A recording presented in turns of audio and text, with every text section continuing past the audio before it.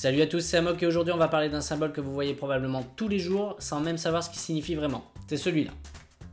Vous l'avez compris, aujourd'hui on va essayer de comprendre pourquoi le symbole du Bluetooth ressemble à ça. Et pour les anglophobes, Bluetooth ça veut dire littéralement dent bleue. Alors pourquoi ça s'appelle comme ça? Alors en fait ça vient du roi du Danemark Harald Ier, qui était un viking donc, qui a régné dans les années 900 après Jésus-Christ.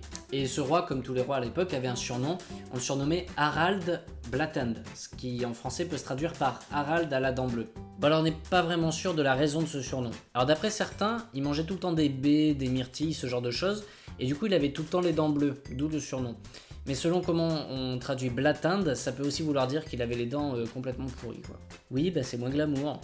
Bref, ce fameux Harald, il a marqué l'histoire parce qu'il a réussi à unifier les différentes tribus danoises. Et du coup, quand il a fallu trouver un nom au Bluetooth, qui est une technologie qui permet en quelque sorte de réunir les ordinateurs avec un téléphone par exemple, et bah Jim Kardashian, qui bosse chez Intel et qui venait de voir un documentaire sur Harald Ier, a proposé ce nom-là et ça a été retenu. Bon alors maintenant on sait pourquoi le Bluetooth s'appelle comme ça, mais on sait toujours pas d'où vient le logo. Et bah c'est exactement la même raison. On a pris l'alphabet runique qui est l'alphabet de l'époque, on a combiné le H de Harald avec le B de Blattand, et puis bah voilà.